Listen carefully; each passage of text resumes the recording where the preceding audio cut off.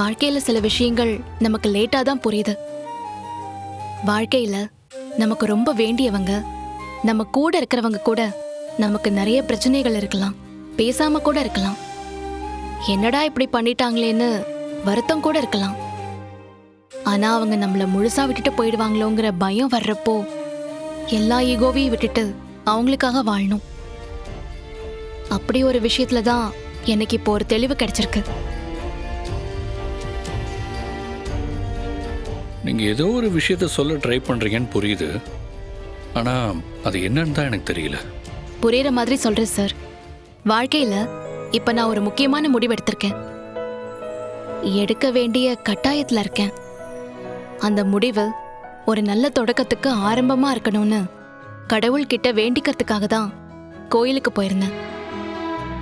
என் வாழ்க்கையில எத்தனையோ பிரச்சனைகளுக்கு முடிவே தெரியாம தவிச்சிட்டு இருந்தேன். ஆனா இப்போ அது எல்லாத்துக்கும் ஒரு முடிவு கட்டணும்னு நான் முடிவு பண்ணிருக்கேன். என் லைஃப்ல நான் ரொம்ப மதிக்கிற ஒருத்தர் நீங்க. நான் நினைச்சதெல்லாம் நல்லபடியா நடக்கணும்னு என்ன ஆசீர்வாதம் பண்ணுங்க சார். பாரதி, என்ன பண்றீங்க? ஆசீர்வாதம் பண்ணுங்க சார். ஓகே ஓகே, நீங்க நினைச்ச மாதிரியே எல்லாம் நடக்கும். அதுக்கு என்னோட பரிபூர்ண ஆசீர்வாதம் இருக்கு. நீங்க முதல்ல எந்திரிங்களேன், எந்திரிங்க. எனக்கு ஒரு மாதிரியா இருக்கு, எந்திரிங்க.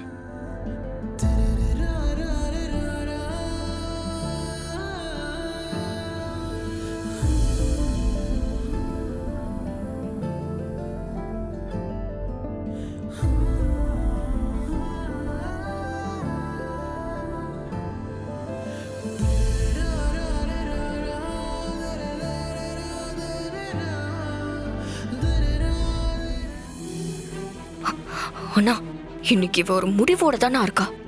ஆதி வாழ்க்கையில இருந்து என்னை மொத்தமா துரத்திட்டு பவானி யாருங்கிறத ஆதிக்கு தெரிய வைக்க போறான்னு நினைக்கிறேன்.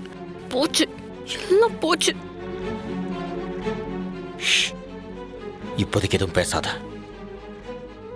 எனக்கு உங்க ஆசீர்வாதம் மட்டும் போதும் சார். நான் என்ன நினைக்கிறேனோ அதெல்லாம் கண்டிப்பா நடக்குங்கிற நம்பிக்கை எனக்கு இப்ப வந்துருச்சு சார். பாரதி, நீங்க நினைக்கிற விஷயம் நல்லபடியா நடந்தா சந்தோஷப்படுற ஆள் நான் தான்.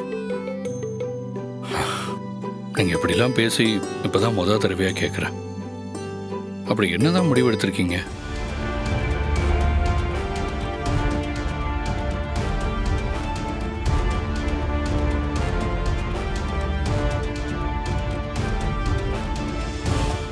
பாரதி, ரிலாக்ஸ், பரவாயில்ல.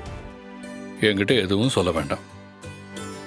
நீங்க நினைச்ச காரியம் நல்லபடியா முடிஞ்சதுக்கு அப்புறம் சந்தோஷமா வந்து என்கிட்ட சொல்லுங்க. அப்ப நான் கேட்கிறேன். ஓகேவா?